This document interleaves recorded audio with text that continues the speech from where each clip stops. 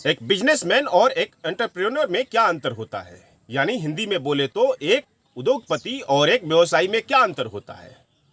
यदि आप बात नहीं समझते हैं तो ऐसे समझिए कि गौतम अडानी और रतन टाटा में क्या अंतर है, अडानी ग्रुप और रतन टाटा ग्रुप में क्या अंतर है। गौतम अडानी और रतन टाटा में कौन व्यवसायी है और कौन उद्योगपति, इसे जानना आपको जरूरी है। असल में क्या बात है कि जितना मुकेश अंबानी की जो संपत्ति है या गौतम अडानी की जो संपत्ति है, उतना पिछले 100 साल में टाटा ग्रुप धर्मार्थ परमार्थ दान कर चुका है।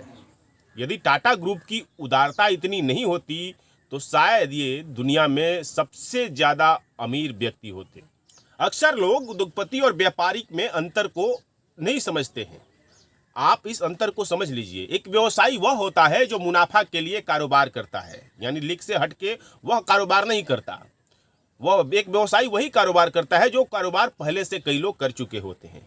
लेकिन एक उद्योगपति एंटरप्रेन्योर उसे कहते हैं जो एक नए आइडिया के साथ आता है और उसमें वह लीडर बन जाता है, या उसमें कहिए कि असफलताएं प्राप्त करता है। और आइडिया जो होते हैं वो समाज के लिए होते हैं, बिजनेस ही होते हैं, और उसी के आधार पर, उसी के बनाए रास्ते पर अन्य कारोबारी चलते हैं, यानी वह एक तरीके का पथ प्रदर्शक हो जाता है। उदाहरण के लिए समझिए कि जब नैनो कार जब टाटा ने लाया तो रतन टाटा कहीं जा रहे थे, कार से जा रहे थे, और कार से उन्होंने एक भींगते हुए एक दंपति को देखा, पति पत्नी को देखा जो स्कूटर पर जा रहा था, उस पर उनके 2 बच्चे भी थे। तब जाकर रतन टाटा के दिमाग में ये बात आया कि वो एक ऐसी कार बनाए, सस्ती कार बनाए, ताकि एक परिवार आसानी से जा सके, यानी जो निम्न वर्ग का परिवार है या लोअर मिडिल क्लास का परिवार है वो जा सके। तो उनके दिमाग में जो बिजनेस आइडिया आया वह समाज को कुछ देने के लिए आया, समाज से मुनाफा कम कमाने के लिए, समाज को ज़्यादा देने के लिए आया। तो जो रतन टाटा का जो आइडिया था ना वो समाज के लिए था, तो वो एक तरीके का उद्योगपति है ना। उसी तरीके से रिलायंस को ही देख लीजिए। रिलायंस ने जब 2000 के आसपास, जब 2000 से 2500 रुपये में मोबाइल क्रांति लाया भारत में, तो बहुत सारे लोगों को कनेक्टिंग इंडिया के तहत जोड़ने के लिए उन्होंने लाया, यानी लोगों को मोबाइल से जोड़ा।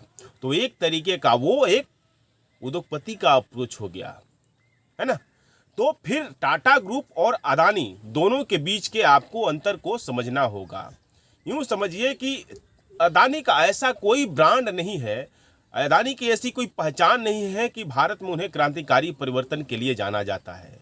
जबकि टाटा ग्रुप को उनके ब्रांड है, उनकी विश्वसनीयता है, बहुत सारी बातें टाटा ग्रुप को लेकर के कही जाती है। टाटा ट्रस्ट के तहत बहुत सारे परमार्थ के काम होते हैं।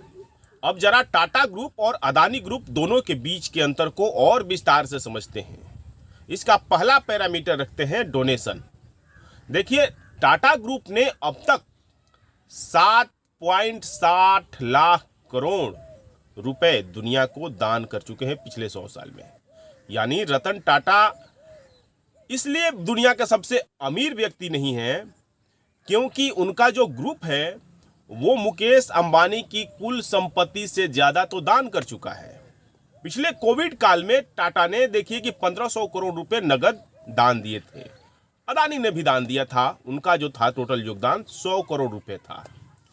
पॉपुलैरिटी को इसमें पैरामीटर माने तो टाटा को पद्म भूषण और पद्म विभूषण जैसे अवार्ड तो मिले ही हैं। इसके अलावा महाराष्ट्र सरकार और असम सरकार द्वारा उन्हें सम्मानित किया गया है। दुनिया भर में जितने भी लगभग बहुत सारे यूनिवर्सिटी हैं, बहुत सारे थिंक टैंक संस्थान हैं, बहुत सारे जो देशों की सरकार है, वो लगभग 4 दर्जन से अधिक अवार्ड रतन टाटा को मिल चुके हैं उनके द्वारा। गौतम अडानी की बात करें तो वो तो रतन टाटा के पासंग में भी नहीं है। इस मामले में टाटा पर क्रोनी कैपिटलिज्म का आरोप नहीं लगा है। थोड़ा बहुत एक मामला आया था नीरा राडिया मामले में, वो फोन टेप वगैरह में उनकी बातें हो रही थी या वो भी किसी से बात कर रहे थे। लेकिन अडानी की तो पूछिए मत, हिडेनबर्ग की रिपोर्ट ने सब कुछ खोल कर रख दिया है। तो ये दोनों के बीच अंतर है, इस अंतर को समझना पड़ेगा। वैसे ही ब्रांड वैल्यू की अगर बात की जाए तो रतन टाटा की जो कंपनी है टाटा ग्रुप, वो ब्रांड फाइनेंस नाम की एक दुनिया की एक कंपनी है, उसने जो जारी किया टॉप 100 कंपनियों की सूची, टॉप जिनका ब्रांड वैल्यू है, उनमें 78वें नंबर पर टाटा ग्रुप है, अदानी उसमें कहीं नहीं है। तो एक उद्योगपति और एक व्यापारी के अंतर को समझना एक सर्वश्रेष्ठ नागरिक आपको बनाने की ओर अग्रसर करेगा।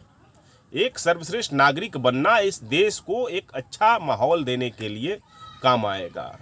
इसलिए व्यापारी और उद्योगपति के अंतर को समझना जरूरी है। यदि वीडियो अच्छा लगा तो आप हमें सब्सक्राइब कीजिए, फेसबुक पर देख रहे हैं तो हमें फॉलो कीजिए। अपना ख्याल रखिए। धन्यवाद।